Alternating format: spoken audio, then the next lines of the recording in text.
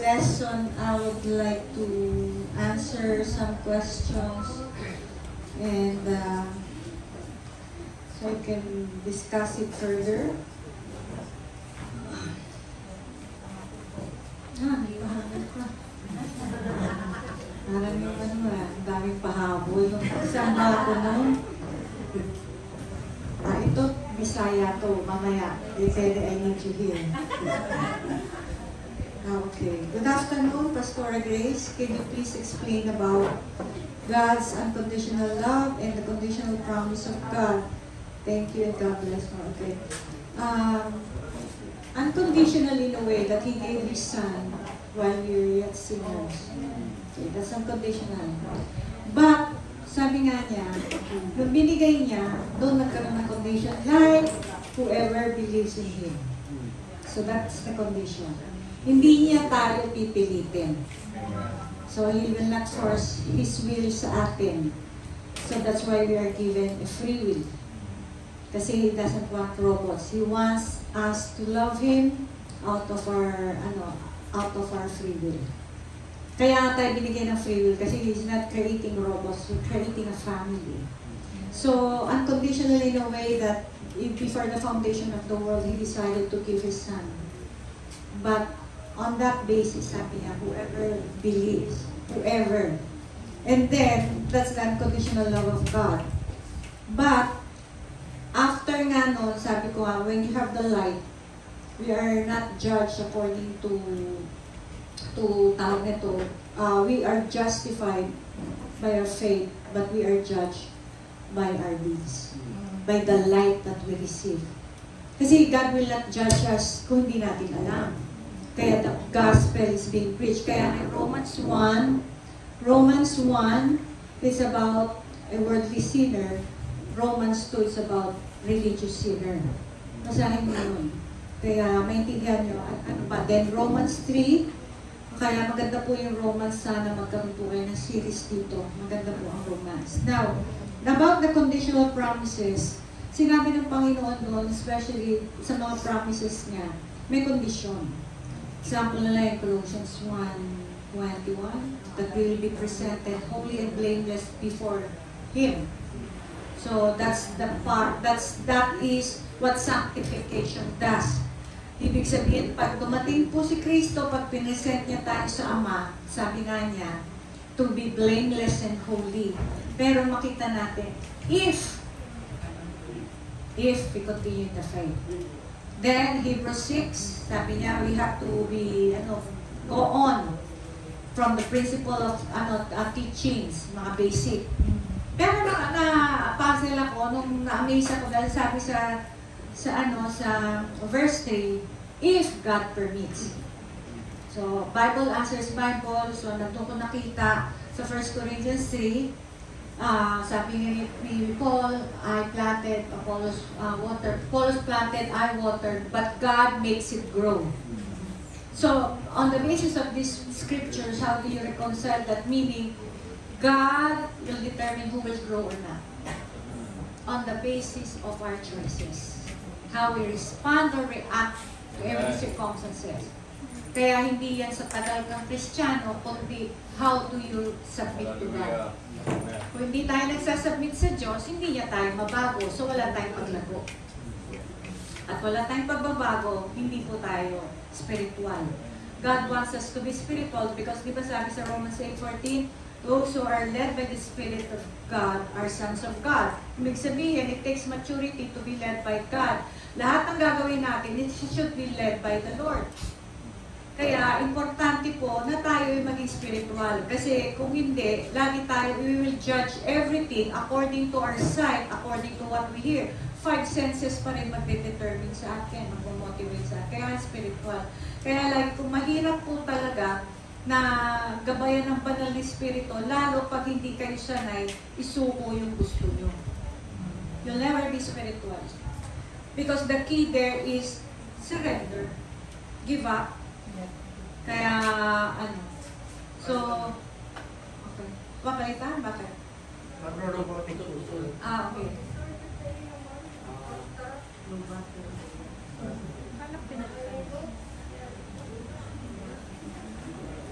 Kala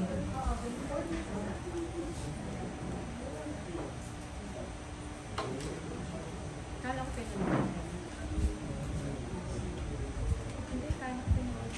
mic test. Mic test. Mic test. Okay. Okay. So, yun po yung ano. We need to grow up.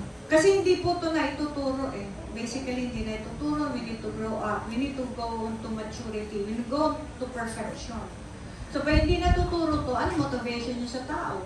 Usually, ang motivation is, ito na po yung nawi-witness ko sa church. Ini-incorporate yung business sa loob ng church para yung mga tao kumita. So, ang motivation is kumita. Bakit? Kasi pag kumita, may pangbigay ng tithes. You know, I have listened to many wicked preaching about giving. Especially, if you will not give, you will be cursed. In Christ, we're not cursed, we're blessed. So, may nagtanong sa akin, Pastora, bakit mahirap po kami? Hindi ba sapat yung pagbibigay namin? It has nothing to do with your giving. Number one, baka you're living in sin. Secondly, baka may utang ka, hindi ka makabayad. Kasi kami kasi may condition eh. Okay? Bago kayo magbigay, number one is, magpatawad ka muna. Secondly, syempre, unahin mo yung obligasyon mo, yung mga utang mo, bayaran mo muna. Third, unahin mo yung family mo. Support muna yung family mo. Then, out of that, if the Lord convicts you to give, you give. Okay? Kaya nga God loves a cheerful giver. Hindi yan yung magbibigay ka kasi natatakot ka, baka hindi ka i-bless. Tapos minsan may pagbibigay naman, ang ginagawa, Lord, bibigyan kita pero i-multiply mo yung binigay ko. Ano yung business deal? Ang dami ganyan teaching. Kaya talaga eh. So, I mean, God's promises are conditional. Hindi naman unfair ang Diyos. God is fair. Ikaw ba, kung may dalawa kang anak, yung isa, masunurin, nag-aaral, syempre, pa nag-graduate yan, bibigyan mo ng malaking premyo, like car. Bibigyan mo ba yung tambay, tamad? Bibigyan mo rin ba ng car? Hindi. Syempre, may iba. Iba-iba yan. So, conditional din ang promises. Sabi sa Revelation, to those who overcome will be, they will inherit all things. Eh, kung hindi ka nag-overcome, na dumating na lang si Kristo, babe, si Christ ka pa rin, hindi ka mag-inherit. Nakapasok ka lang kasi there are two things eh. Inherit and enter. Maraming papasok pero walang inheritance. Kaya, kumunat ka. Okay? Kasi it's another 1 hour teaching on the reward of the overcomer. Okay. Is it okay po ba na alam mo naman na sa heart mo na wala kang hatred pero wala kang closure sa mga Christians? Nakasamahan mo before sa church dahil inisip mo na okay lang since wala akong hate sa naman. Well, if you don't have hate, why do you need closure? Move on. Kaya hindi magsara, open pa. Alam mo mga kapatid, ganito lang yun eh. Alam mo ako, maraming mga galing sa church namin, umalis, nasaktan dahil indiscipline. Yung iba gusto nang bumalik, kaya lang gusto nila, amuin ko pa. No. Okay. Ganito daw may issue. Alam mo mga kapatid, yung mga issue na yun, minsan mga drama lang ng buhay yun eh. Masyado nang maraming drama sa TV, huwag na natin dagdagan. Don't ask for closure kasi kailangan may closure pa. Siguro you have to clear things lang. Na okay ka na ba? Pwede na ba tayo mag-usap? Maraming intindihan mo lang para mawala na yung sama ng loob mo. Baka ganon. Pero yung sabihin mo na, ano bang classic closure? Kasi kung yung tao na kahitwaan mo, hindi makamove on, maybe that's the time na abutin mo na, kapatid, ano ba problema? Bakit di ka makamove on? Baka matulungan kita. Kasi ako nakamove on na ako eh. So, kung kayo, dalawang nakamove on, talagang kailangan nyo mag-usap. Okay? But the thing is, mga kapatid, alam mo, yung mga issues in life, bring it before God. And then ask God for wisdom, And then, sundin nyo kung ano yung sinasabi. Kasi minsan may sinasabi sa akin si Lord na, don't, parang ako, cut mo na lang. Kasi, you see, forgiveness does not mean reconciliation, fellowship.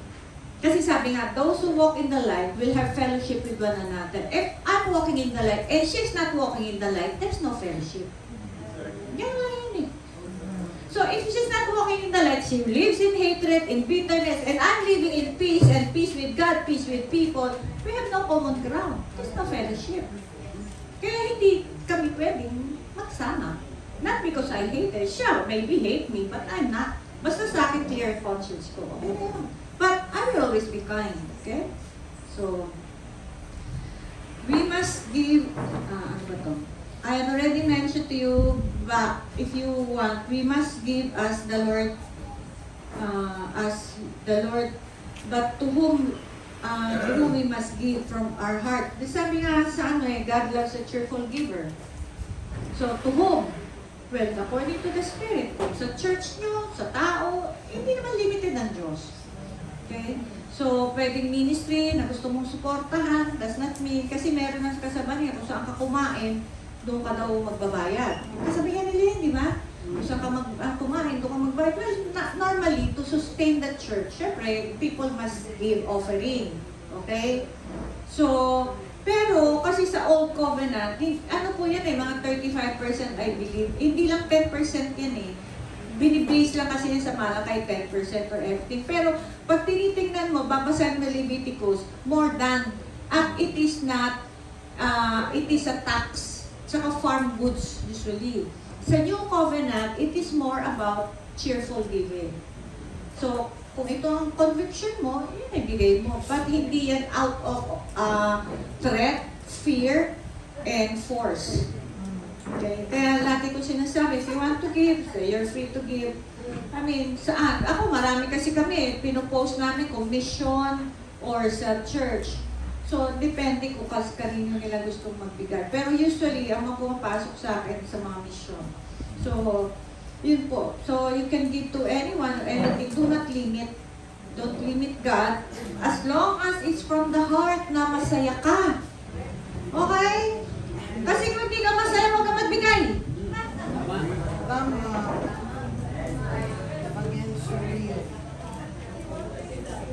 Since God and Jesus Christ found me through you, Pastora, I am blessed because that I really changed my attitude.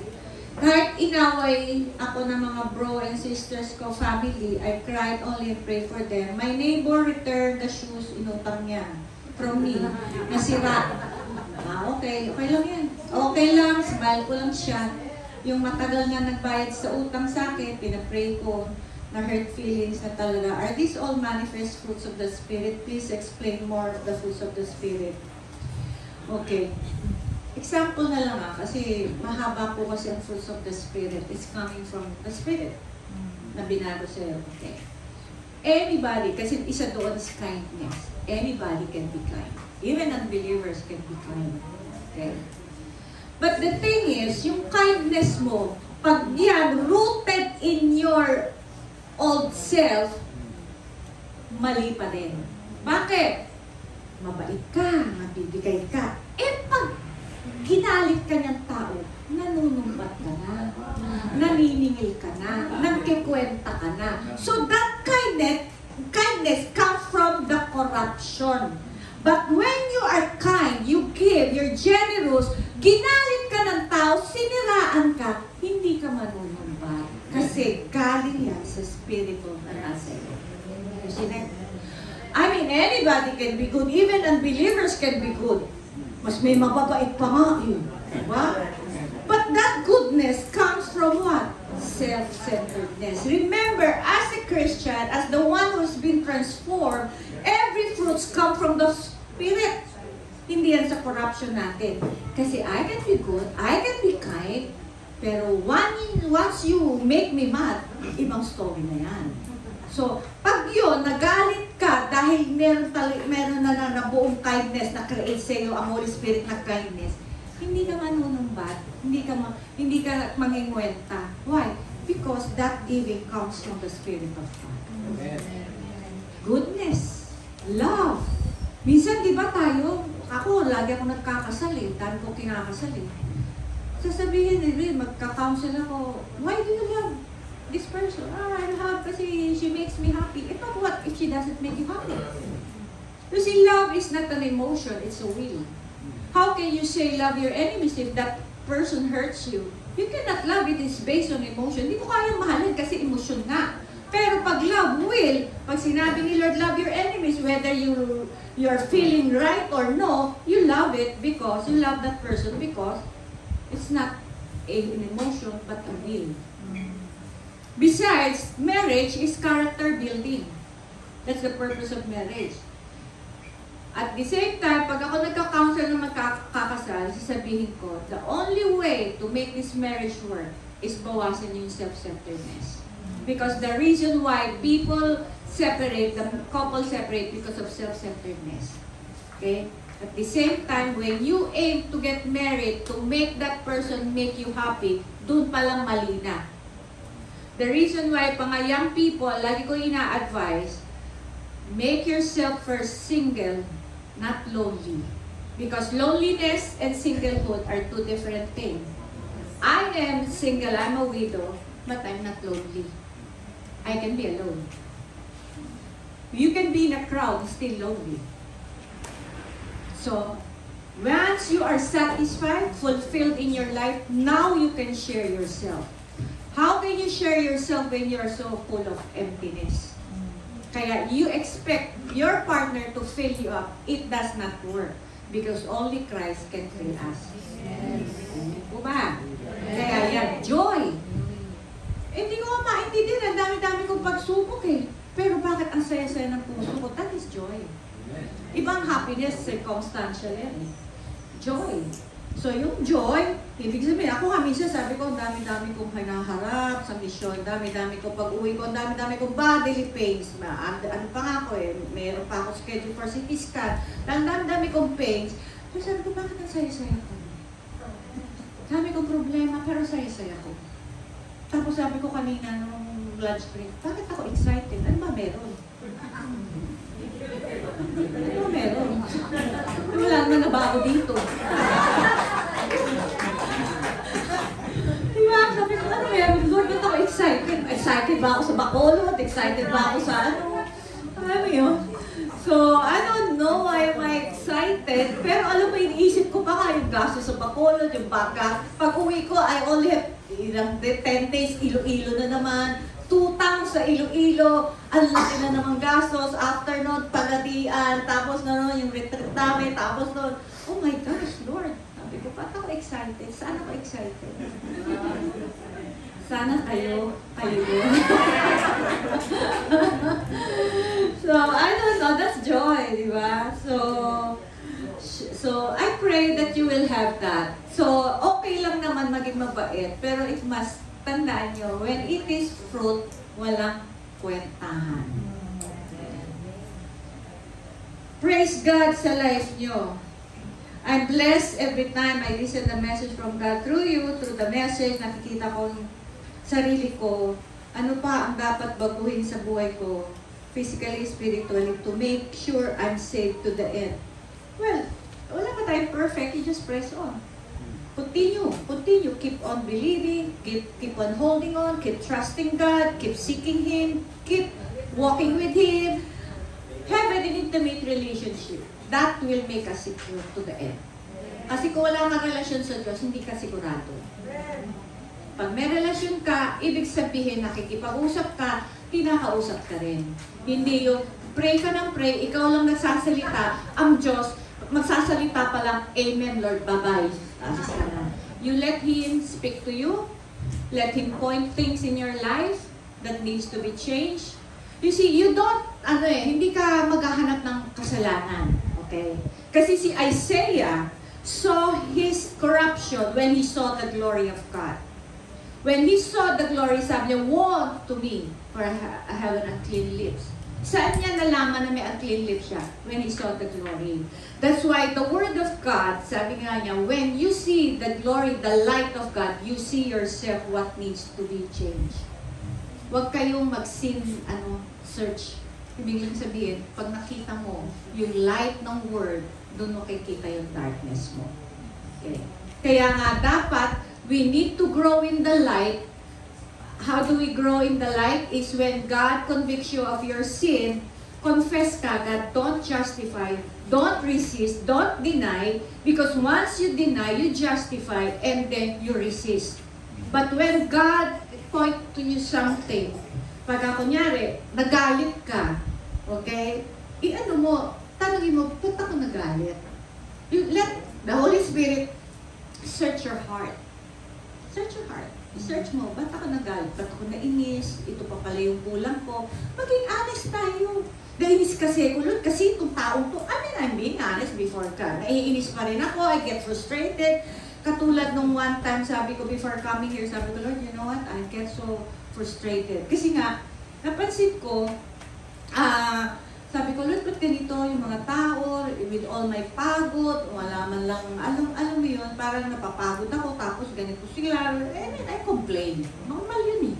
Pero hindi ako nag-complain sa tao, nag-complain ako kay Lord. Okay, Lord, ganun, nagsusumpo ako. Wala kasi akong kausap eh. Nag-iisa ako eh. Okay? Pero mas sarap kausap si Lord kaysa sa tao. So, usap-usap kami. Bakit ganun? Ano sabi ni Lord Grace? Lessen your expectations so that you will have lesser frustrations. Sabi ko, okay Lord, but I cannot help it. Sabi niya, well, exercise. So, when, sabi ko, sige, when the moment I surrender that, wala na ako ina-expect.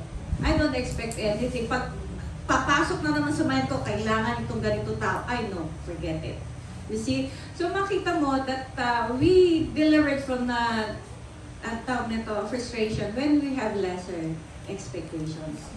So, pagka na-frustrate ka sa taong to, move on. Wag po kayo, kasi itong tao to, kasi itong tao to, kasi tao. Alam mo si Adam, when God confronted him, where are you, Adam? Diba? Sabi niya, kasi itong babaeng to. Yung ba tinanong ni Lord, asan ka? The Lord was trying to solicit confession. Kung sinabi lang niya kagad, Lord, I have sinned. Di tapos na usapan. Sinisi pa niya si Eva. Ito si Eva, sinisi yung serpent. So, anong ginawa ni Lord? Inalis sila sa paradise. Ibig sabihin, itong thief on the cross, di naman nanisi na, ganito magulang ko, ganito mga friends ko, kaya ako nagkaganto, hindi, hinako niya ito. Sabi niya, you will be with me in the paradise. So, what does it mean? You see, the presence, the guidance, the leadership of the Lord will be with us kung matuto tayong huwag manisi. Kung nagalit ka, aminin mo nagalit ka. Hindi yung, kasi ikaw ginalit mo ko. Kahit naman ginalit ka niya, kung wala yan, hindi ka magagalit. Imagine, bisa may nagtanong, Pastor, alam mo, naggalit ako. Hindi ako ganyan eh. Saan galing yun? Ganyan ka. Nilabas lang. Hindi kasi lumalabas dahil walang nangangaway sa'yo, walang nag-iinis, may nang inis. O di lumabas.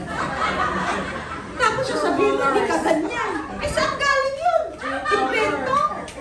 Jesus! Mga kapatid, huwag tayo alam niyo. Maging honest lang tayo. You know, God wants honesty from us. Ako, I'm honest before God. Okay? Kung merong backslide, meron din bang front slide? Ano to? Forward slide?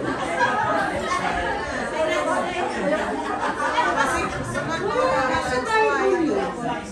Anything that has, walang term sa Bible, it's not, no, I cannot vouch for that. Katulad ng mga Bible terminology, if there's no biblical terminology and you introduce that, then you are introducing unbiblical theology. Yes.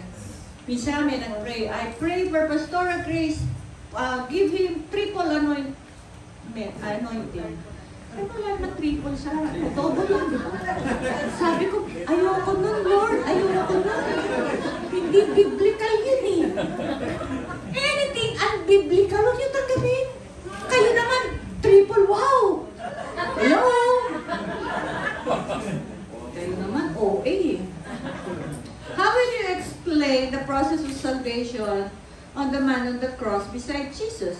Well, because the foundation of the gospel is when you repent, then you ask for forgiveness, you believe in the Lord, and that you will be saved. Okay? Eh, hindi naman mamamatay na siya eh. Accepted na yun. Saved na siya. On the basis of forgiveness of sin. Wala na siyang sanctification. Remember si John the Baptist. Ano sabi ni Jesus Christ? The least in the kingdom will be greater than John. Bakit? Kasi tayong mga least in the kingdom, kahit sino sa atin least. Because we have the Holy Spirit, we have the potential to be perfect. But si John, hindi. Wala siyang Holy Spirit eh. Because he's still under the old covenant. So, pag wala ka Holy Spirit, hindi ka pa hindi pa namatay si Kristo doon, she's still under the old covenant, not the new covenant. Tayo mga new covenant, we can be greater than John the Baptist simply because we have the Holy Spirit, and then the Holy Spirit can perfect us and make us holy. That is the role of the Holy Spirit. Hindi yung mag-speak ng tongues. Hindi yan puro gifts. Hindi yan ganyan. Kasi hindi siya, mag-baptize ka na, ba't di ka mag-speak in tongues? Bakit? Makikita nyo ba yung buhay ko privately?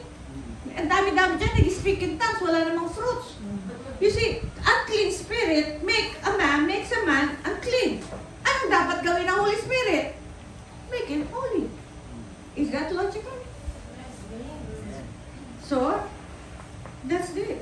Hindi niya kailangan ng perfection because about to die. Di ba dami mga mamamatay na, pinatanggap na, sabi na mag-repent. You see, that's the problem eh. Parang yung evangelism natin is not complete, more on believing. They're focusing on believing without repentance. Even Jesus Christ preached on repentance. Paul, sabi nga niya, never back preaching about repentance. You need to preach about repentance.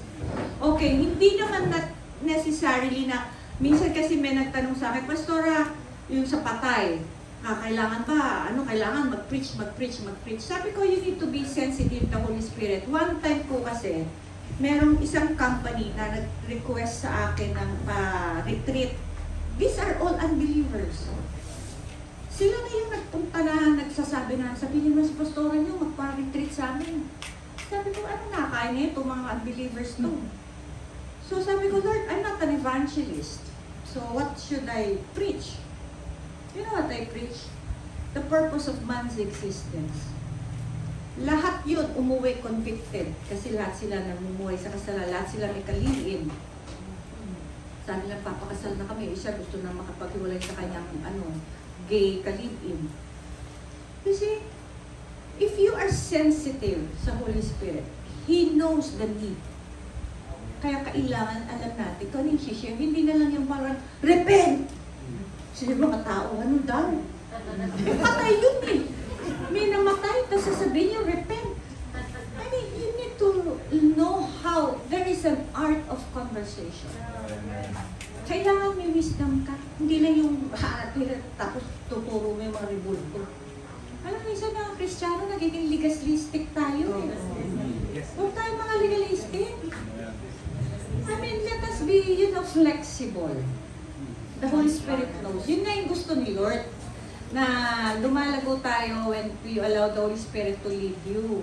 Kasi pag nililid ka ni Lord, yun. Tapos meron pang one time na tinuro ko rin, it's not about, basta the Lord gave me the word and He'll back you up. Okay? Ano ibig sabihin ng pag nagka-vision ng tao? I believe this is a gift, but then I would rather be established and rooted in the Word than more in the gifts. So there are people who have this gift of vision, nakikita niya. Ako, I have this gift, nakikita ko. Kasi nakikita ko yung condition ng tao or nadi-discern ko yung spirit. So, pag may pinakita sa inyo si Lord, you have to bring it to prayer. Wag lang kayo nagko-conclude. Kasi, because vision, dreams are metaphor, symbolic yan, hindi yan literal. Okay? Meron po ako dalawang intercessors, they can interpret dreams. Kaya pag may dream ako, paki-interpret nga ito. Minsan may interpretation ako of dream, but I don't at nag-focus on that.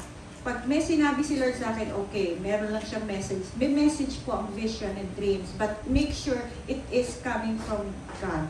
Kasi ang kaaway po, ano rin yan, nagbibigay ng dreams and vision. Okay?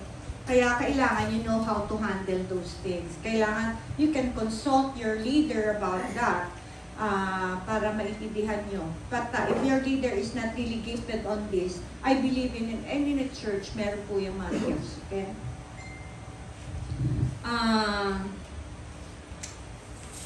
Is one save, always save a false teaching? Or what, Pastor Grace? Well, my teaching this morning, well, it really refute this doctrine. Meaning, hindi wala pong one save, always save. Kasi pag ito po ang doctrine na kinikerry nyo, ibig sabihin, you don't need sanctification. Without sanctification, you will not enter. Nakapasok ka lang, napatawad ka lang. Hindi naman doon nagtapos ang salvation. Ongoing yan. One time, merong sa isang conference, merong isang pastora, nakipag-debate talaga siya sa akin kasi ang ministry niya, group ministry, they believe in this doctrine, one save, always save. Hinayaan ko siya magsalita, galit na galit. Siya pa yung galit, sila yung nagtatanong. Sinagot ko lang, no, I don't believe in that. Galit siya, explain. Hinayaan ko lang siya. Alam mo, kalalabasan, yung mga attendees, inaway na siya. Sila nag-away. Sabi ko, ganito na lang. Is that your stand? I respect you. This is my stand, respect me. Let's respect one another. Then let's see at the end, sino talaga. See? You cannot just defend kung ayaw di ba? If you're here to debate, I don't. Okay? Kaya I don't believe that this is biblical. Kasi nga kanina, di ba, my teaching kanina, it will really explain very well what the Bible is saying. We need sanctification. What is glory and what will happen when glory departs from us? The glory is, sabi nga, Jesus Christ is the glory of God, the manifestation of God. In physical, it is, it can be a cloud, it can be a light, but the glory, sabi nga kay Moses, it is the goodness of God. Okay. One time, I was at, I believe it's CDO, I was preaching, someone took a picture of me. Nung nakita niya, pag tingin niya, hindi ako, cloud. Sabi, asan si Pastora dito? Pinicturean niya ako. So, ibig sabihin, the glory came down. So, in the manifest, the physical aspect, it can be a cloud, it can be a light. So, one time, someone may nagsabi sa akin, Pastora, hindi kita matignan. Bakit? Habang nag-preach. Kasi, ang liwa-liwanag is the glory, the light. So, kailangan lang po, when the glory departs, ibig sabihin that God has given you over to yourself. Kaya nga sabi niya, sa offering ni Adam, di ba? And God has regard to Abel. But with Cain, he has no regard. So, ang maraming teaching dito is about offering, ano daw yung sin offering. That's not sin offering, that is thanksgiving offering. Okay? Ang pinakamahalaga dito, na which maraming naka-miss, is sabi doon, God has a respect and regard to Abel and to his offering. Ano yung una? To Abel. Meaning, yung life niya muna bago yung offering niya. So, nung tinanong ko si Lord, Lord, saan po ba yung other word for regard? So, Isaiah 66, kasi Bible answers Bible. Isaiah 66, this is the man whom I regard. Those, sabi niya, who has contrite spirit, broken heart, and trembles at my word. So, what does it mean that God has regard for you? May pakialam siya sa'yo. Remember, Jacob have I loved, and Esau have I hated. Esau had an easy life, but Jacob had a difficult life. Why? Because God was so involved in the life of Jacob. When God is not involved in your life, He will let you be to yourself. The saddest thing in a Christian life is when God establishes you in your stubborn will. Para bang, atras na ako. Atras na ako. Ayaw mo eh. See? So, do not let it happen. Just submit to God. Kaya nga may mga suffering eh. Example lang. I have an elder, meron siyang sakit sa kidney. All those times na she belongs to the church as an elder, lagi siyang in pain. May kidney problem. So, sabi ko, Lord, what's wrong? Kasi we've been praying for her, hindi siya gumagaling. Kasi nga, dinidil siya ni Lord. Ano yung dinidil sa kanya? Because she doesn't submit to her husband. Why? Kasi mas malaki kita niya. Ginagawa niyang alila yung nanay niya. Eh, kaya naman niya mag-hire ng helper. So, parang napaka-selfish niya. So, sabi ko to, tatanggalin ko to eh. Sabi ko, pag di pa to tumino eh. Nung tinanggal ko siya, dinisipline ko siya dahil parang ang yabang-yabang na. Ako ayoko nang mayabang kasi diba sabi sa church na merong prayer yung isang prophet eh, Lord, remove the proud in our fellowship. Ako pinagpipray ko yun eh, Lord, yung mga mayabang, alisin mo dito. So, ang nangyari, nung inalis ko siya sa ministry, hindi naman sa church, umalis siya. Nung umalis siya, nawala yung sakit. Alam mo sabi niya, you see, nung nandyan ako sa church, under curse pala ako kasi hindi ako gumagaling. Pero nung nawala yung sakit ko. Kayo pala ang cause ng sakit ko. Di syempre, lahat na accusation, binato sa akin. Sabi ko, Lord, ako ba may problema? Leader ako eh. Head ako eh. Syempre, magtatanong ako kung ako may problema, Lord. Pakita mo sa akin. Sabi ni Grace, when she was with your church, in your church, I was at work. I tried to get her attention. Hindi niya makuha. Kinukorek ko siya, ayaw niya. Mayabang eh. Eh, nung nawala siya, parang sabi ni Lord, ayaw mo, i-lift off ko na lang to. Ano pa purpose ng faith kung hindi ka magpapasubmit? Kaya nga may faith para makuha ang attention natin. Kaya nga sabi sa wisdom, sa Proverbs, wisdom cries aloud. Sumisigaw yan through our circumstances. So pag sabi nga niya, kung hindi ka nakikinig, when calamity hits you, and when you seek me, I will hide. Kaya marami sa Kristiyano, kung kailan may calamity, hindi na nila marinig at makita ang Diyos. Bakit? Eh, nung nakikita pa nila, naririnig nila through preaching, ay makinig. So, sabi nila, have it your way. Di ba si Balaam? Ano si Balaam? Nagtanong siya. Ano sabi niya? Lord, will I go with them? No. Oh, second day. Pumunta na naman, mas malaking reward. At sabi niya, wait, I will seek muna God. Ba't niya kailan isik? Eh, meron na eh. God does not change His mind. Ano sabi ni God sa kanya? Go.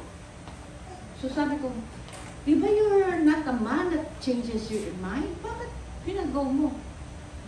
Eh, yun ang gusto niya. Hinayaan ko siya. You see? Kaya minsan, sisik tayo, humingi tayo na pray, Lord, ano ba kalooban mo sa plano ko? Nag-no na. Pinipilit mo pa. Hindi si Lord yun. Magsisik pa tayo, magpa-fasting pa tayo. Eh, nadinig na eh. Maraming ganyan. Example lang, may friend ako, he went to another country, he was handling 2 churches. So sabi niya, kapatid, pag-pray mo naman ako. Kasi may offer ako sa abroad. Ang laki ng sweldo. Pero, ang sign, pag binigay niya yung demand ko, hinihingi ko sweldo. Ngayon, sige. Eh, nag-email. Hindi daw. Hindi nila kaya.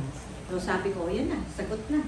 Eh, after a week, nag-email ulit. Sabi, we are reconsidering your asking. Sabi niya, kapatid, sinagot na ako ni Lord. O, kita mo? O, sabi ko, hindi, sinagot ka na last week. Hindi, ito yung sagot. Kasi, sometimes, sinibigay ni Lord yung gusto natin dahil ayaw nating makinig.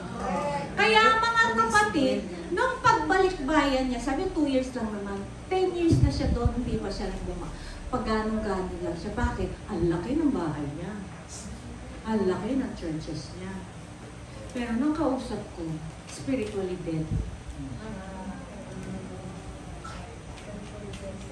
Mga kapatid, material na. Nabulag na. Wala na. Alam mo, kausap ko siya para ako, siya ba to? Wala nang life. And that's when the glory departs, meaning, wala nang grace. You have it your way. Kaya pinakamahirap sa buhay Kristiyano when God let you be.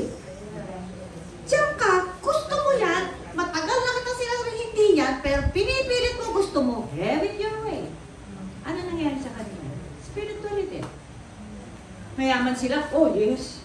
Yung mga umalis na elder, may pera, oh yes. Ako, marami akong pagsubok. Kaya lagi sila, namatayin pa nga ako na anak. Kaya sabi ko, kita mo, nakarma yan. Lahat na accusation, tinake ko. I tell you, sabi niya, kita mo, yan ang mali. Kasi namatayan. See, the accusation, I took it without bitterness. And I submitted to God. Nagkasakit ako, yes, 2020. I almost died. Sabi ng doktor, hindi ka nang tatagal. Okay, sabi ko, I'm ready to go. Kunin mo na ako. Sabi ni Lord, paano yung mga tao naghihintay? Oh, give me a promise. Laban ako. Sabi ni Lord sa akin, Grace, tapusin mo ka rin. Dahil pag di mo tinapos, lahat ng spiritual destiny ko sa'yo, hindi mo makakautan. Kaya lumalaban ako. Kahit ang sakit ng mission work, I tell you, alam mo, ganito-ganito lang ako, ang sakit ng mission work. Gagastos ako pag uwi ko, lahat na accusations binabato sa akin. Di ba naggastos? Wala akong gastos, mga kapatid. Ang laki-laki ng gastos ko. Okay? Tapos maano ka pa. Sabi lang, nabibless kami. Tapos kung ano-ano sasabihin. Pero sabi ko lang, okay lang yan, Lord. Bakit? Kasi ang aim ko, doing the will of the Father. Kung yung mga masasakit na yan, part yan para to keep me grounded, so be it. So be it. May sakit. Ito pa ang mga nakukuha. So be it. Bakit? At least it keeps me grounded. Tayo kasi minsan may success, ayaw natin ang pain after that eh. Pag kayo, puro kayo success, wala kayong pain, nakakatakot yun. Okay? Amen kayo dyan. What are the true beliefs of Christianity about death, burial, and resurrection of Christ? Sabi nga ni Lord sa akin, Grace, majority of the believers are living way below the power and the blessings of the cross. You don't know who you are. You don't know what you have in Christ. That's why the enemy, kaya-kaya kayong bulahin, dayain, lampasuhin. And you have no growth. Marami akong kilala sa conferences, ang lalakas ng iyak. After pagbalik ko, same pa din, iyak pa din, pero wala nabago. Sige, libre po umiyak. You see, the reason why Christ redeemed us, so that we will be reconciled to the Father. Now I have a Father. I belong to a family of God. Alam mo ba, the highest title in a Christian life is not, yung mga title natin, pastor, apostle, prophet, mga pastor, mga ganyan. Alam mo the highest? Brother and sister. Bakit? Ano sabi ni Jesus Christ when He was resurrected? Tell my brother. Apa? Kapatid ako ni Kristo. Di ba? Hello? Kasi may natawag ako eh. Ay, pastor. Alam mo sinabi sa akin? Excuse me, I'm a bishop. Ay, sorry po. Pero hindi niya kilala si Lord. Kasi mga kapatid, if you're conscious of all this, you're earthly minded. Now, dami namang tanong. Pastora, paano maging anointed ang isang Christian? Sabi sa 1 John 2:27, we are all anointed. The anointing abides in you forever. So, how to keep it alive? Ano sabi? The purpose of anointing is to teach us. When we do not accept teaching, correction, and stop being teachable, the anointing dries up. If you do not seek God on a daily basis, the anointing will dry up. Why? Example, meron kang baso, may oil, may wick, di ba? May wick yun, di ba? Aapuyan mo. Yung oil, that is the anointing, the presence of the Lord, okay? Now, revelation. At tapos, ano pa? Then, yung wick, yan yung ministry. Eh, nauubos yun eh. Ministry ka ng ministry. So, kailangan mo na ma-refill. Tama? Pag na-refill ka, okay na naman yung apoy. Yung wick, meron na namang oil. Paano ka i-refill? Kunyari, ikaw yung baso, may hawak-hawak ng baso, takbo ka ng takbo. Paano ka i-refillan? Wala. Wala. Kaya hindi ka mag-refillan. Bakit? Para kung sabi ni Lord, mag-refill ka naman. Wala eh, kasi nakatikim ka ng success, nakatikim ka ng wow, ang tagumpay ko, wow,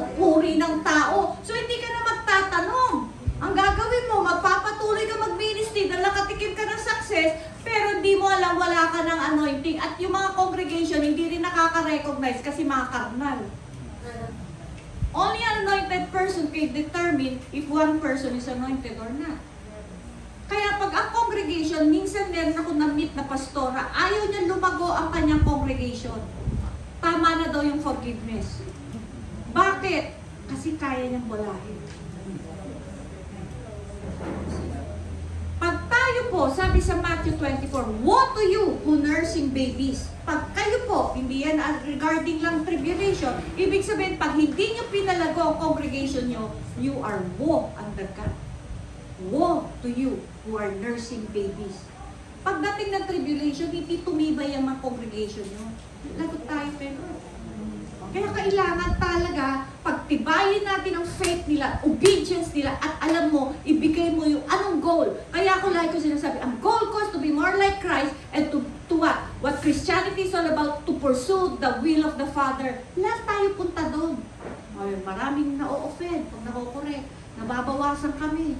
Konti lang kami. Alam mo sabi ni Lord? Sabi ng Word, only few finds it. Ba't ako magpaparami? Sinabi naman sa Word, only few finds it.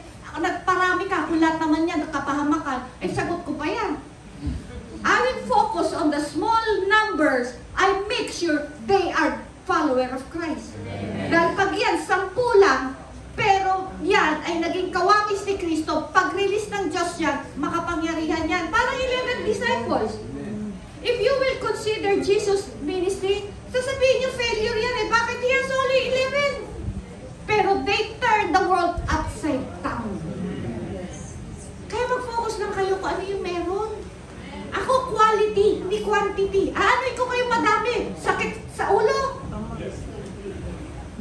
Ako ba naman every Sunday nagpapakain? All my life sa ministry, nagpapakain ako. Nag-start kami, ilang kaming workers, 30. Every Sunday, nagpapakain ako. Bakit? Dinidisciple ko, pinapakain ko. Kung anong kailangan, kung kailangan ng damit, bibigyan ko ng damit. Kung kailangan ng sapatos, bibigyan ko ng sapatos. Kung kailangan magpa-doktor, padodoktor ko. Lahat yan. Para tututukan kita, mag-i-invest ako sa'yo. Is it a loss? Sometimes. Sometimes. Pero wala akong sama ng loob. At least I did my part. Kasi lahat ng ginagawa ko, accountable before God. At least I did it. Ngayon, yung ginawa mo sa investment ko, sagot mo yan. Because Jesus Christ is a good investment. Investor, businessman. Di ba?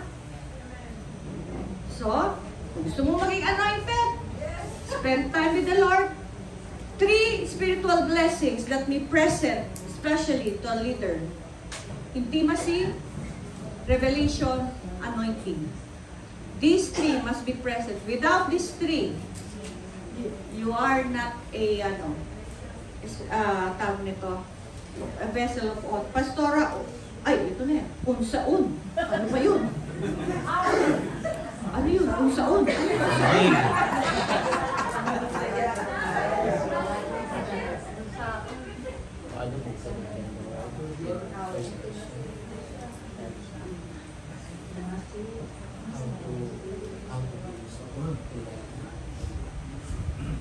So yung una, how to be connected with the Lord. Tapos sunod, Pasas, Bisaya, Pastor Be. Kung saan pag babalik ang kadasig. Ano Ano yun? Paano ang gagawin ibalik yung Pag-aalab ng kanyang on fire, magiging on fire siya. encourage? Magiging on fire. how to get Paano back? may balik ang encourage? On fire niya ba yung init? Yung init niya sa pag-ibig. Okay. How to bring back the excitement. So meaning nalalamig po. Number 1, Nalampag ba? Nalampag. with the Lord. Alam mo, ang intimacy is only given by God. Kahit gusto natin, hindi yan ibibigay. So, the first thing is, ako kasi nung tinawag ako ni Lord, ang una-una ko talagang ginawa, nagbabad ako ng word. I have to give up, yung pinag-give up niya. Number 1, pinag-give up niya yung career ko. May laging kapalit. When you want more of God, He wants more of you. So, sinisurrender yan. So, how do you know what to surrender? You have to ask Him. Kasi una-unang pinasurrender sa akin is my career. Secondly, pinasurrender niya yung aking life, yung aking condo. 3 po kaming anak, 3 rin ang maid namin. So, we had a great life. Lumaki po ako, hindi ako nakaranas ng talagang hirap. Nakaranas lang ako ng kahirapan ng tinawag ko ni Lord. Okay? So, from then on, natuto ako maglaba, tuto ako mag-ano, kasi I don't know those things. And then, afterwards, pinag-give up niya pati studies ng anak ko. But the more I give up, the more He reveals Himself. That's how to connect with the Lord. He cannot reveal Himself if you will not surrender. The more He will point to me, Grace, you surrender your life. Sabi ko, how? Kasi syempre, how? So sabi niya, your career. Sabi ko, Lord, hindi ko kaya kasi this is my life. This is how I support my children. Sabi ko, help me. Na-bankrupt ako. Tinulungan na ako. Okay? Wala akong choice eh. Then sabi niya, give up mo tong condo, punta kayo sa family house, doon talaga. Talagang 7 years. And then, after that, talagang doon ko nakilala ang Diyos. Walang-wala talaga ako. And it's not easy on my part because hindi ako sanay mag-commute.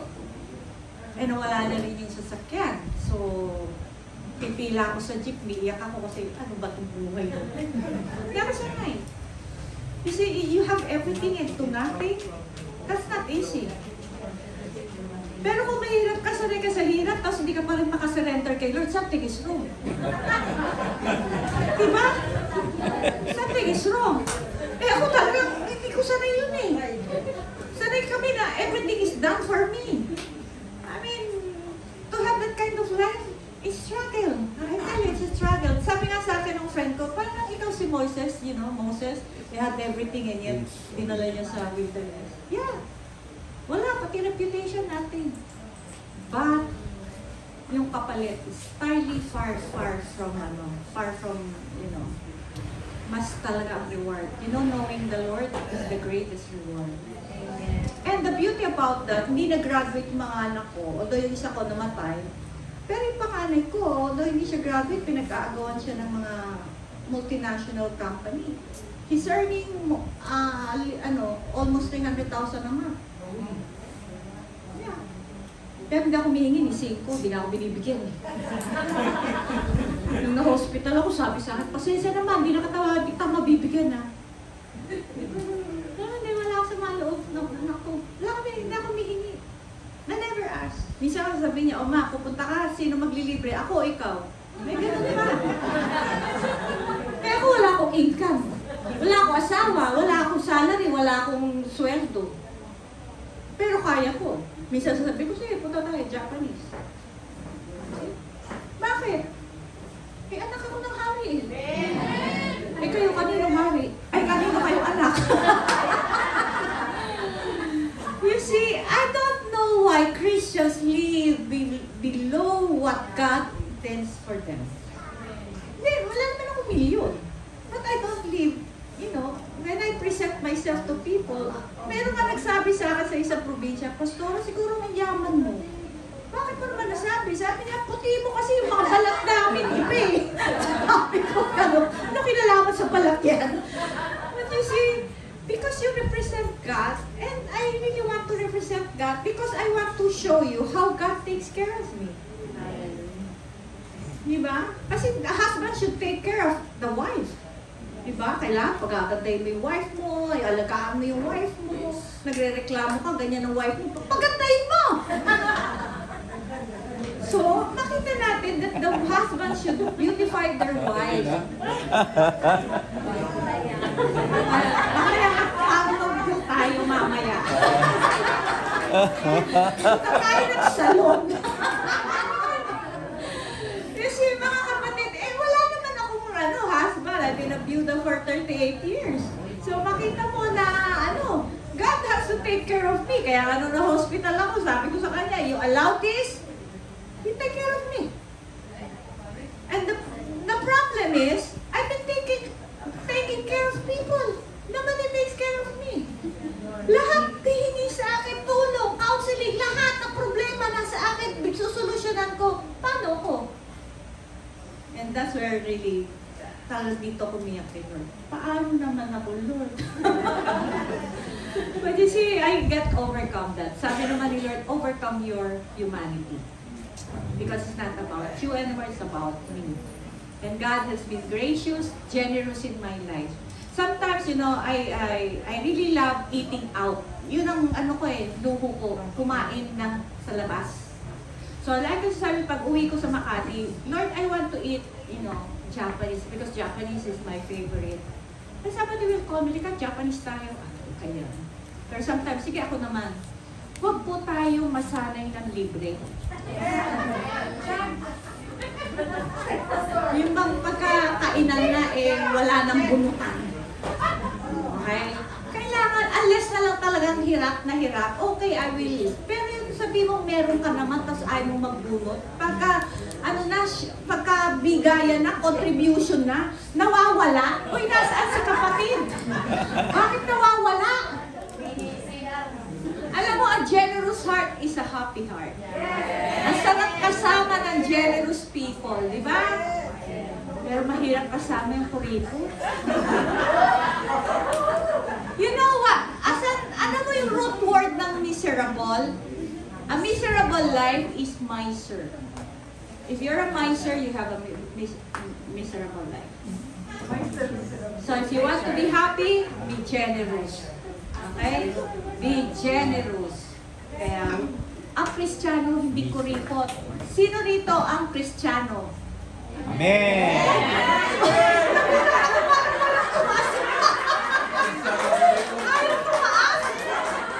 Wala kuripot, ha? Wala.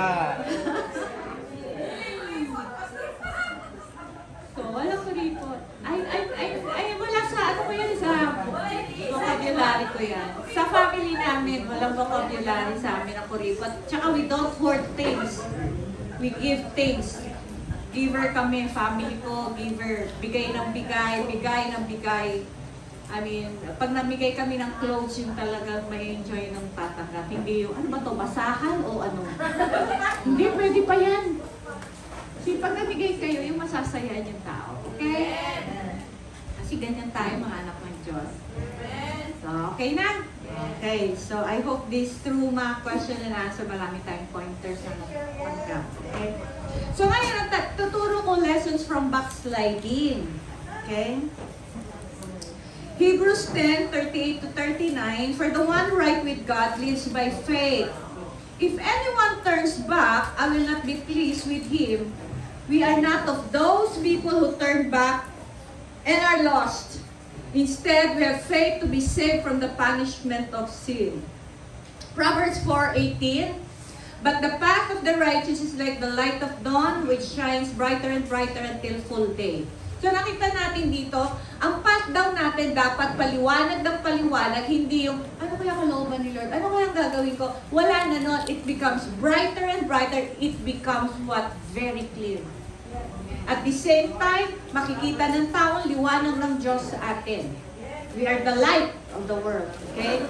So, wala na pong Kristiyano na hindi nila alam ang kalooban ng Diyos.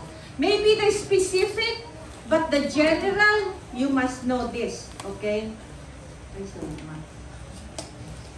So, kailangan po, we grow in the light.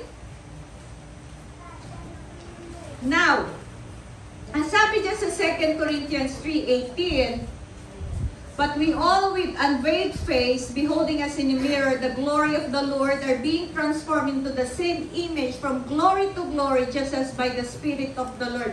So that must be seen in us. The glory of the Lord, kailangan mo yung light niya, resurrection life niya, lumalago sa atin. Because once we really grow in the resurrection life in us, we overcome every weakness, every shortcomings, yung mga kahinaan natin, every corruption, ma-overcome. Kaya like ko sinasabi, Lord, let your light grow, increase in me, so that it will swallow up every darkness in me, and that your life will continue to increase in me so that it will swallow up every corruption. So when you're growing in the life and the light of Christ, makikita mo that Christ is gaining in you. Importante in you. Okay? Kasi ang new covenant is all about inner life. Ang old covenant is about external life. But in the new covenant is about inner life. Kaya nga, 5 bagay po ang dapat nababago ng Panginoon sa atin. Number 1, motive.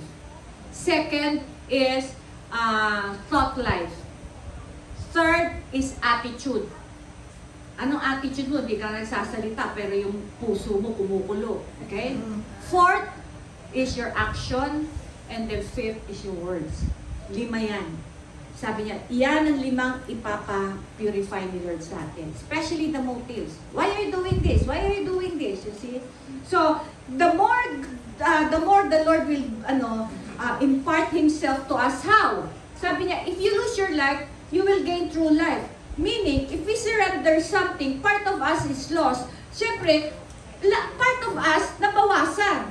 Hindi niya tayo hayaan na empty. Kailangan pupunuin niya tayo. Kaya the more we surrender, the more He fills us up. Then the more we gain Christ. Yun yung sinasabi ni John na more of you, less of me. So pag more of Christ and less of us, ibig sabihin now, God is now have dominion over our life. We have light regarding our management of money. We have light kung sino yung ka-fellowship natin. We have light on all matters. Ano po yan? Progressive. Everything about Christian life is progressive.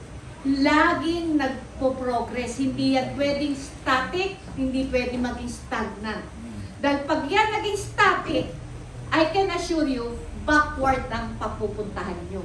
Okay? It has to be pressing on. Now, sa Luke 15 parables, lost sheep. We know all this, diba? Verse 4, what man of you, having 100 sheep, if he loses one of them, does not leave the 99 in the wilderness, and go after the one which is lost until he finds it? Sheep went astray out of carelessness or neglect. Kasalanan ng sheep. Hebrews 2:3 sabi, how shall we escape if we neglect? Okay? So great a salvation, which at first began to be spoken by the Lord and was confirmed to us by those who heard Him. Kasi po, ang lagi ko naririnig, losing a first love is, akala natin we lost the first love dahil hindi na tayo nagsisimba, hindi na tayo, umalis tayo sa ministry. That's not losing first love. Losing first love is we stop seeking God, asking Him. Okay? Example. Okay? Kunyari ikaw, bride ka, kakasal ka. So, bago kayong kasal, excited ka. Magluto, maglinis, lahat. You do everything in the house. Excited ka. Pag darating ang husband mo, excited ka. Wow, kikiss mo yung husband mo. Kakain kayo ng sabay. Excited ka. Ginagawa mo lahat kasi there is spark, there is love. Kaya lang, 15 years after, naglilinis ka, nagluluto ka, lahat ginagawa mo, pero pagdating ang husband mo, kumain na ako, kumain ka na lang dyan. Wala ka ng gana. Pero ginagawa mo pa rin yung usual mo. Parang kay Lord, nagsiserve ka, nasa ministry ka, nasa-church ka, active ka sa ministry, pero wala kang gana. Bakit? Hindi ka na nagsisik sa Kanya. That's what first love means. You stop seeking Him. You stop asking for direction. You're asking. Kasi tayo, maglalapit tayo sa Diyos pag excited tayo. Di ba? Wow, gusto kong kausapin si Lord. Di ba pag may gusto ka sa tao, gusto mo laging kasama? Wow. Di ba? Excited naman ako. Gusto ko to. Gusto kong makasama to.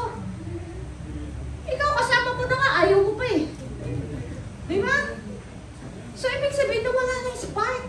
Yun ang ibig sabihin ng maraming Kristiyano. Nagsisimba naman ako eh. Nagbibigay naman ako ng offering ko eh. Okay na yan. Pero wala ka namang gana magtanong kay Lord. Mag-spend ng time with God. Yun ang losing the first love. Na-neglect mo na. Okay? So, sabi dito, how shall we escape if we neglect so great a salvation, which at first began to be spoken by the Lord and was confirmed to us by those who heard Him? wandered by himself. The process is slowly drifting back. Don't value fellowship. Yung mga minsan na wala ka na rin gana mag-fellowship. Ay, cell group natin ngayon. Next time na lang. Yung lagi ka na lang merong alibay. Ayaw mo na. Wawalan ka na ng gana. Yan yun. Alam mo, backsliding, hindi po yan one time, big time. Slowly. When Christians who are finding the journey hard really need to be part of the church. Kung kailan ka maraming struggles, problema, kailangan mo nga na may kasama, ka-fellowship. Huwag kang hihiwalay. Example. Okay. Tayo, we are a house. Di ba pag nagko-construct ng house, it is more of hollow blocks. May foundation, may hollow blocks. So, yung contractor, mag-order ng hollow blocks, i-deliver sa tapat ng i-construct. Pero hindi pa sila dikit-dikit. Okay. So, gagawin ng mason, yung lalagyan ng simento, ididikit. Di ba? Yan ang sinasabing fellowship. We are glued to one another to protect us. Yung mga hollow blocks na hindi pa na simento, may kapitbahay kayo. Paggabi, minanakaw niya. Bakit? Kaya niya dahil hindi pa nakaglue. Yan ang ginagawa ng mga isolated Christians. Nananakaw ng kaaway ng mga false church, false teaching, false doctrine.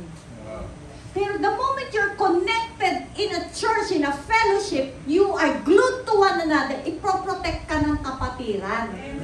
Kaya nga, ang armor of God is a weapon frontal lang. Helmet, breastplate, shield, sandals, belt. Wala kayo napansin wala sa likod? Bakit? Kasi, ang magpo-protect sa'yo sa likod, kapatiran. Kaya lang kung nagpo-protect sa'yo, binabackstab ka. Wala ka rin ligtas. Mas patay ka nga doon kaysa sa front. Kaya ang church, pag marami nagbabackstab, will never stand against the enemy. But when you cover your brother and sister, dahil wala siyang shield, wala siyang protection sa back. Sa harap meron. Pero sa back, tayo, we protect one another. Kaya nga, the weapons are warfare. Kailangan mo ng kapatiran. Kaya kailangan wala kayong, hindi kayo umalis unless na lang false church kayo. Okay? You glue to one another. Pag may problema ka, kailangan mo ng kapatiran mo. Hindi sila perfect, pero kasama mo sila. Okay? Kasi maraming sabi, Pastor, hirap kumuha ng perfect. Gusto mo? Sabihin mo kailan kunin ka na kasi doon walang imperfect. Okay? Now, so, kailangan, they convince themselves they should be anywhere but church. Minsan kasi parang, alam mo, nakakalungkot din. Kaya yung iba umaalis. Dahil kagagawan din ng kapatiran. Make sure that we are brothers and sisters na hindi tayo cause. Ako, leader ako, ang cause na alis ng mga tao sa akin because dinidiscipline ko. Ayaw magpa-discipline. Pero yung umalis yung dahil paninira mo, matakot ka. Kasi ako, nagturo ako about biblical view on predestination, hell, and money. Alam mo ba isang factor na makakatapon sa atin sa hell? Use of lips natin, mouth. Tignan mo sa Matthew 5. Yung mga sa salita. Kaya be careful kayo sa words nyo. Okay? At saka at the same time sa hell, never na mention na God will send you to hell. Anong lagi sabi? And praise the Lord. God will throw you to hell. Why throw? Anong tinatapon? Yung walang silbi. Tanongin nyo, may silbi po ba tayo sa kaharian? O puro na lang tayo paninira? That is in danger of hell. All Christians always need one another. The church is God's masterpiece, the community in which His glory in Jesus is displayed. Okay? So verse 7-10, the importance of repentance. The 10 don't need repentance are those who judge themselves, not others. Kaya makita mo, we need to really judge judge ourselves. We need to really repent every night to have a clear conscience, okay? Like dealing with the small wound, address immediately, not passive and not in denial. Okay? So, kailangan, anong problema ng lost sheep? Carelessness sa kanilang kagagawa. What about lost coin? In verse 8, what woman having 10 silver coins, if she loses one coin, does not light a lamp, sweep the house, and search carefully until she finds it? Result of carelessness of a leader or the whole church. Kaya nawala itong coin. Ano yung ibig sabihin? No anointing, not manifested or proclaimed, don't care about the people. Kaya nag-backslide. Nawala. Si lost coin. Okay? So, anong ginawa ng woman? He light a lamp. Means bring life and light of Jesus, not just doctrine or activities, but the very life of Jesus. Kailangan yung anointing maibalik sa preaching. Kasi sabi niya, light the lamp. Okay? Sweep the house. Ibig sabihin, cleanse the church of any worldliness or impurity. Starts with the leader. Yan importante. Command of Jesus to Peter, feed my lamb, tend my sheep, feed my sheep. Kailan pakainin mo yung sheep? Alagaan natin ang sheep. Okay? Now, itong coin na to, umalis kasi carelessness of a leader in the church. Kaya iba ang kanyang process of restoration. Like the lamp, bring life to your preaching, at tanungin mo kay Lord, paano ba magkaroon ng ang anointed message, and then alisin nyo yung worldliness and impurity inside the church. Then starts with the life of a leader. Lahat yan, tayo muna. Hindi ka pwede magtututuro, iko-correct mo, pero hindi totoo sa buhay mo. Amen. Maraming ganyan. Correct na correct, pero wala namang bunga din yung buhay ng leader. Kaya makita mo, pag nagpipreach siya, ayaw ng tao. Tama naman, bakit? Hindi anointed, condemnation. The moment a preacher preaches about correction and yet it is not true in his life, the Spirit will be released, condemnation. Pero the moment correction and with anointing, that will bring about conviction. See the difference? Now, okay. Ngayon to na naman, another lost son. So, he said, a certain man had 2 sons, and the younger of them said to his father, Father, give me the portion of goods that falls to me. Give me is a mark of a carnal believer. Kaya nga, ang prayer ni Jesus Christ, hallowed be thy name. First concern was God's name be glorified and His kingdom or influence to be manifested and His will be done. Then as for personal needs, like material needs, forgiveness, preservation, protection. The son wasted the inheritance. Okay? So, wala na. Hindi na niya, sinayang niya of being used for pleasure. Carnal man uses his gifts for personal gain and fame. Any gifted believer can use the gifts, but being lost already without realizing it due to his wrong motive in serving the Lord. You see? When you serve God in a wrong motive, mga kapatid, that's it. Kaya makikita mo magmamanifest yan kung naglalalago ba yung church o hindi. Spiritual man use gifts for others and for God's glory. Okay? Kaya nga, when Jesus was tempted by Satan to turn the rock to bread, Satan was telling Jesus that his greatest need is to satisfy his hunger. Jesus answered the devil that his greatest need is to hang on to every word that comes from the mouth of God. Let us challenge ourselves to let God decide how much money we have. Hindi pa ako nandito. Okay? Yung bang sasabihin mo na, Lord, bala ka na kung magkano lang hawak ng pera.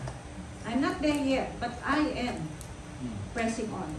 Na, ito lang natanggap ko, okay. Kung ito lang. Okay? Madalas ka, wala. Okay? Then, so, ang lost sheep and lost son. The sheep was lost out of carelessness, but the son was lost out of rebellion. That is the difference there.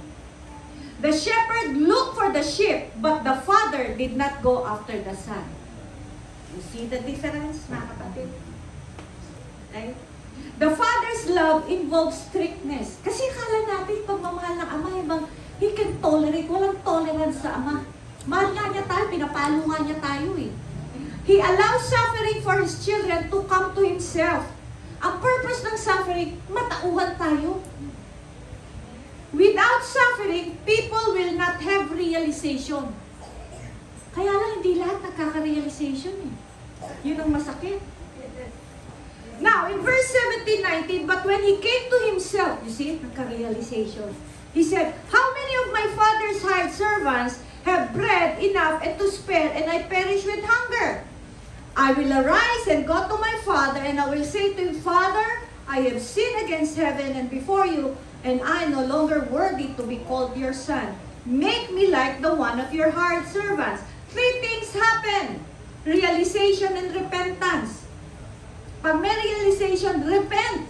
Hindi yung na-realize mo lang, ay, kamali ako. Ano susunod? Repent. And then, you're humble enough. Sabi niya, kahit servant na lang ako. Hindi yung paglalaban mo pa yung gusto mo. So, hindi fake repentance po yun. Kasi ikaw, pag truly repented, kahit wala na, Lord, tanggapin mo lang ako. Di ba ganun tayo? And then, ano yung third? Action. Kumilos siya. Umalis siya. Bumalik siya sa tatay niya. Kung tayo po nagkamali, nagdapa sa buhay natin, there's always second chances, many chances from the Lord upon realization, repentance, and what? Humility. Pero hindi natatapos doon. Aksyonan mo ano yung dapat gawin. Now, may problema. Si Elder San, this is the worst.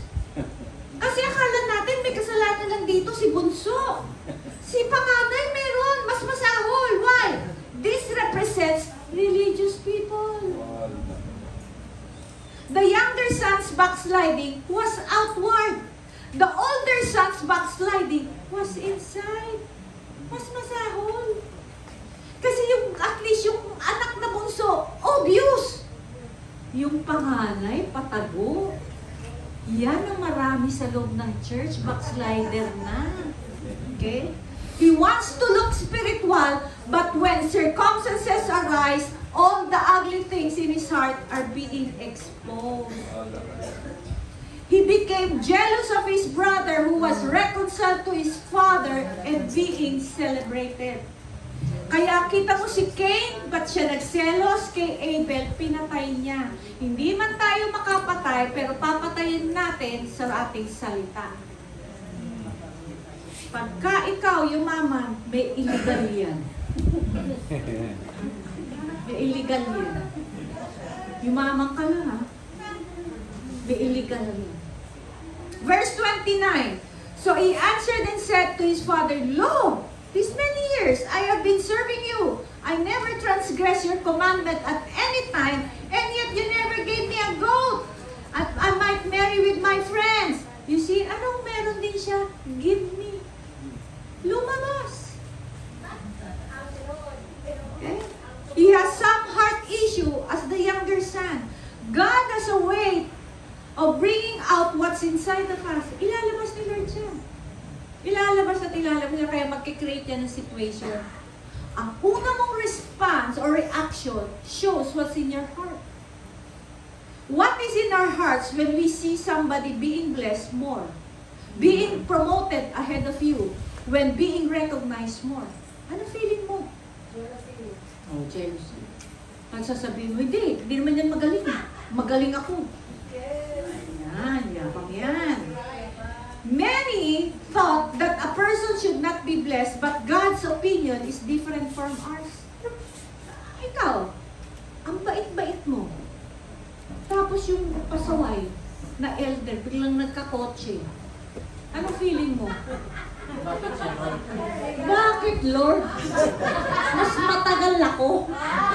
Mas faithful ako. Eh yan, ang ano pa, sama ng ugali. Sige na, accuse. Alam mo si Satan, accuser of the brethren. He's doing his job well. He doesn't need your assistance. Okay? So, the elder did not repent and stayed outside the house. John 8:35, and a slave does not abide in the house forever, but the son abides forever. Outside there. The younger son, worldly sinner. The older son, religious sinner. Jesus told the Pharisees that their greatest sin was that they sought to justify themselves before men. God hates this sin more than any other. This is very little hope for a backslider who wants to justify himself before men. Kaya nga mga kapatid ang pagiging backslide, hindi yan minsan sa aksyon. Kaya maraming backsliders sa loob ng church. Hindi lang lumalabas kasi hindi nalalabas. Galitin mo yan. Lalabas yan. Ngayon, hindi nyo kilala sarili nyo, sabihin nyo kay Lord, Lord, pakita mo ang sarili ko. Mamaya may aaway sa Lord. Sasabunutan mo kagad. Tapos sasabihin mo, you see, hindi ako yan. Eh, sino yung sumabunot? Maraming ganyan. Alam mo, I deal with this kind of people. Nag-aaway sa church. You know, ako, I don't take sides. You know what I do as a leader? I bring the mind of Christ in the situation. Yung maraming ganyan hindi naman ako yan ginalit lang ako. Saan galing yun? Romans 8:14. For as many are led by the Spirit of God, these are sons of God. Hanggat emotional ang nagli-lead sa atin, you are so immature. Amen. Sabi dyan sa 1 Corinthians 3:1-3, I, brethren, could not speak to you as spiritual people, but as to carnal, as to babes in Christ. I fed you with milk and not with solid food, for until now you were not able to receive it. And even now you are still not able, for you are still carnal. Bakit? Where there are envy, pag naiinggit ka, carnal ka. Uy, may daming umilan dyan na. Strife, yan, yung mga away-away. Intriga, carnal yan. And divisions among you. O, diba? Sa church, makikita mo yung group na yun, lagi nandun sa upuan na yun. Hindi pwedeng may uupo doon. Yun lang. Ito rin, ito rin, ito rin. Diba? Sabi mo, yes, sis kapatid, kita mag-praise tayo, galingan natin. Marami ka yan. If you want to prove yourself, you are carnal. You don't need to prove anything. Ay, minsan may nagsabi sa akin, Pastora, ba't nagpe-praise and worship nakaupo ka? Ba't kailan ba nakatayo? Sabi ko, wait, I will stand the whole day and I'm preserving my energy. Sabi niya, di ba, hindi ba kailangan kasi acceptable tayo kay Lord? Alam mo mga kapatid, kasi ito tayo mentality natin Minsan may kasi Zoom kami, Zoom service kami. Kasi Luzon, Visayas, simultaneous kasi nga nagba-Bible series po ako. Kasi gusto ko maka-keep up sila sa Bible. May nagtanong, Pastor, wala kayong praise and worship na live? Wala. Tapos sabi niya, di, wala rin kayong ganito, gano'n. Yung mga impressive church, mga massive church, wala kaming ganyan. Bakit? Sabi niya, kasi, alam mo, ang dami yung criticism.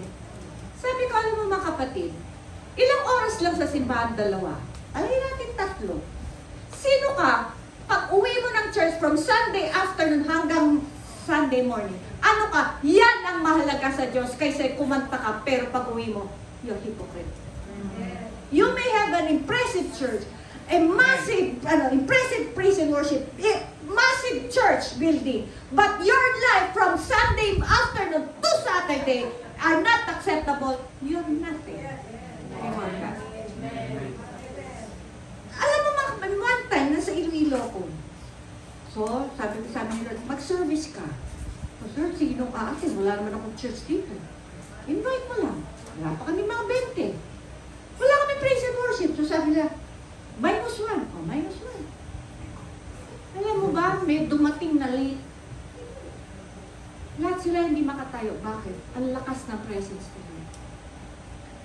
Walang praise and worship. I just preach. Hindi sila makatayo because of the presence. Lahat kami na in awe. Ano sabi ni Lord? I will bring back my presence to this kind of church. Hindi kami church. Iba-iba namin denomination. Walang denomination no. We are just brothers and sisters. Walang accomplishment, walang denomination, walang identity except in Christ.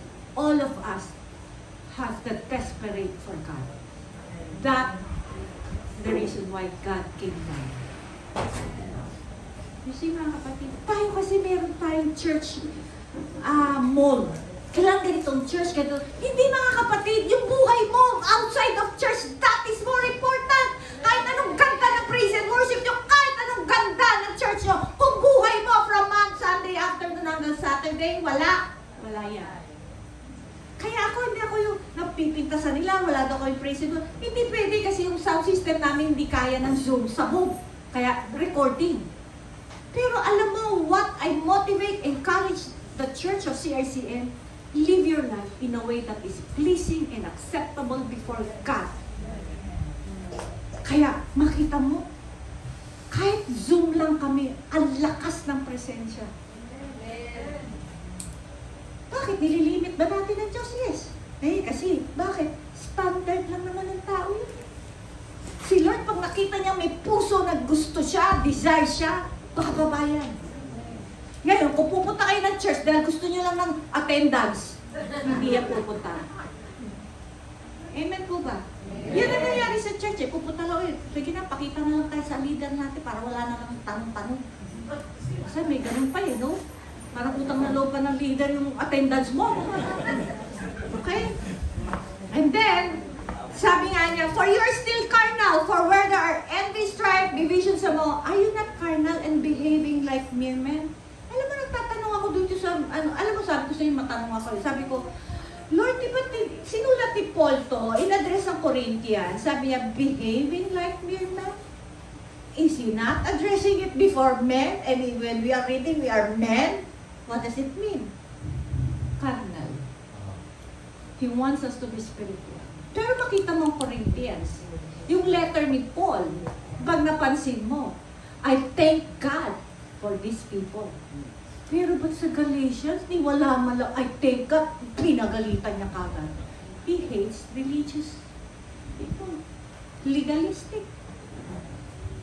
I'm so appalled that you started in the spirit, now you're trying to accomplish it in the flesh. Legalistic. Pero to Corinthians, makapasaway ito, pero makita mo, I thank God. Pero ang religious, he did not thank God. What is worse? Religious. Pharisees. Preachers today are respected, unfortunately, for their gifts and not for the fruit of Christ-likeness in their lives. In spite of the fact that Jesus clearly taught that the false prophets would be identified by the lack of divine fruit in their character. Kaya nga, a spiritual man looks upward, a spiritual man longs for fellowship with God more than he does for ease or comfort. He longs to hear God speak to him daily. A spiritual man is in touch with God. He does not need any laws or rules to regulate his life. He has found the tree of life. So he has no interest in the tree of knowledge of good and evil because he is taken up with simple and pure devotion to Christ. He is not sidetracked by secondary issues. Looking at Jesus, the spiritual man becomes increasingly like his Lord year by year. Kaya nga, spiritual man looks inward in acknowledging and repenting of his un-Christ-likeness. A spiritual man judges himself constantly because he discovers many things in his life that need to be cleansed away. Things that other believers may not be disturbed by in their own lives. Spiritual man looks outward. A spiritual man is one who realizes that God has blessed him only in order that he might be a blessing to others. Amen. Alam mo mga kapatid, ang covenant ng Panginoon kay Abraham, ano po tayo doon kasama? I will bless you, so you will be a blessing.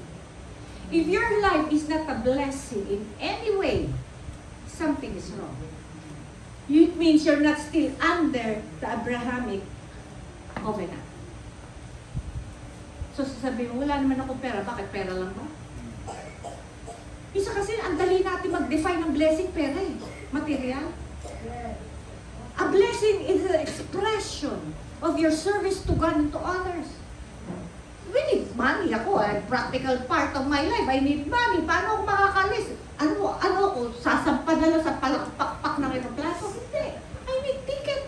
And ako pa naman, ayoko nang masyadong sibupak unless talaga I have no choice. I go for PAL. So makita mo mga kapatid, we need money, pero that's not what blessing is all about. You know, the greatest blessing in my life is Christ Himself. Diba sabi niya kay Abraham, I am your exceedingly great reward.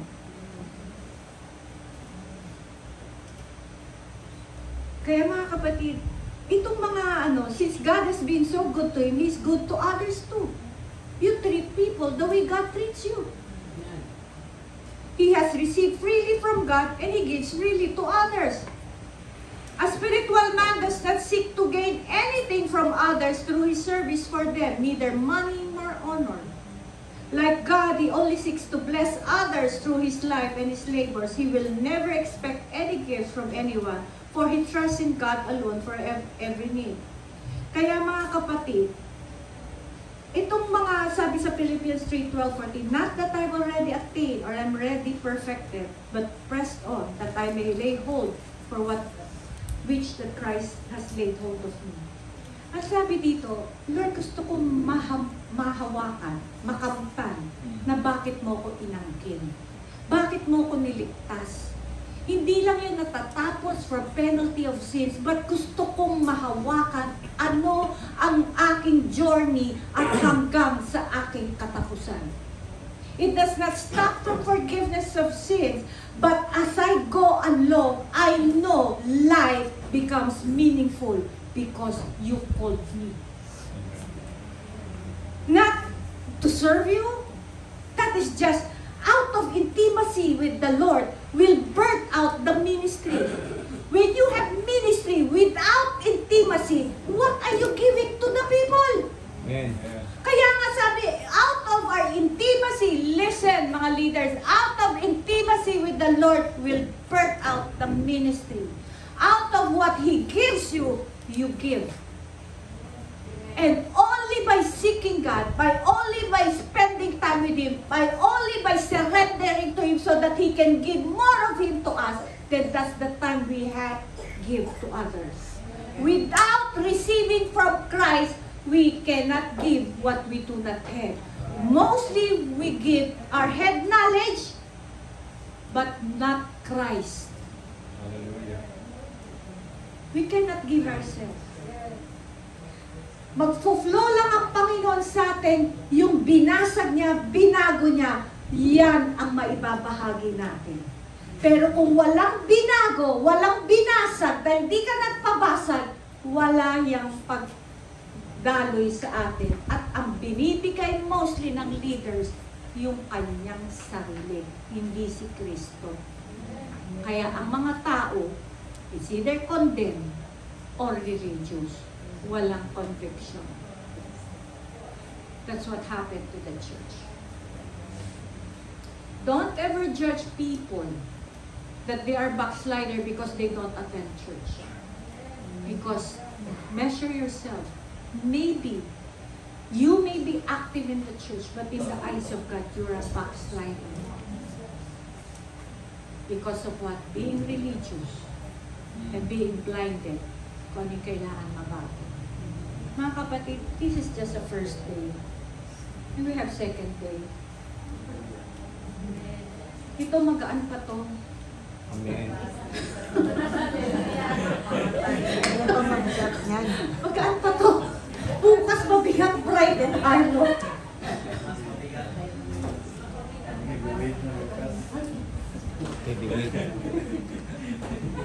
Alam mo, maganda nga yun eh, di ba? Ma-identify natin siya rin. Ako, alam mo, natutunan ko ito, na-reveal to, hindi dahil perfect ako. Tinuro sa akin, dinurog ako ni Lord. Tinanggap ko yun. Tines sa akin lahat to.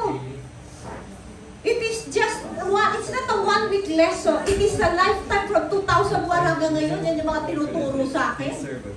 So, 23 years in the making to mga messages ko, plus experience ko sa pag-iikot ko.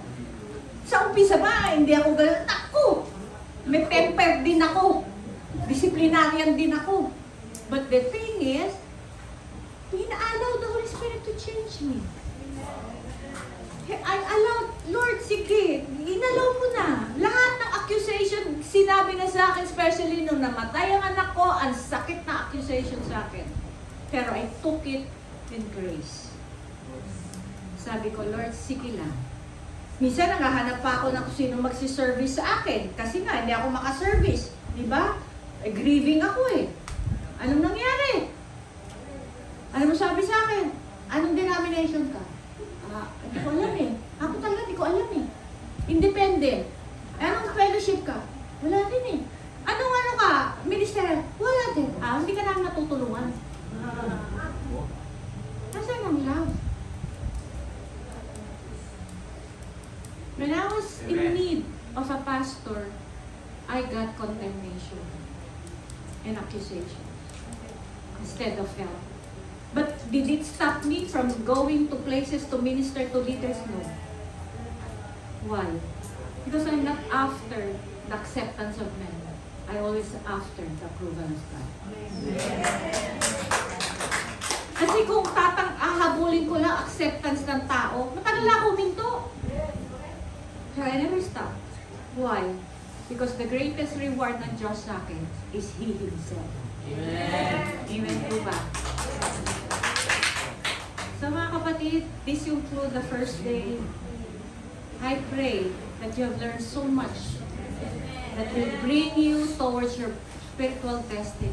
Don't live for earthly desires, for heavenly destiny. Alam mo, meron akong share sa'yo. Sabi ni Lord sa akin, Chris, how do you define success?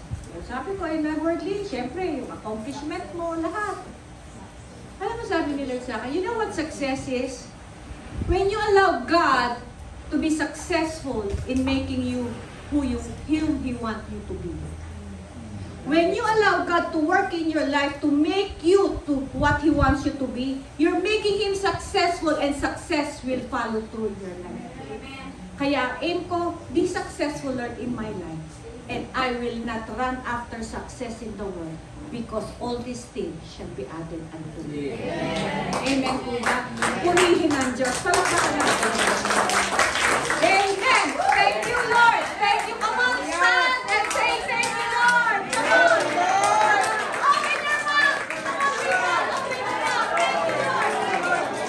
And now, please worship. We can conclude this in worship. Hallelujah! Hallelujah! Come on, Ella. Anong meron kang song?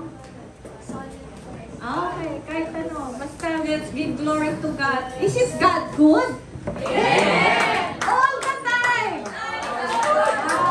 Hello. Yes. Hallelujah. Hallelujah.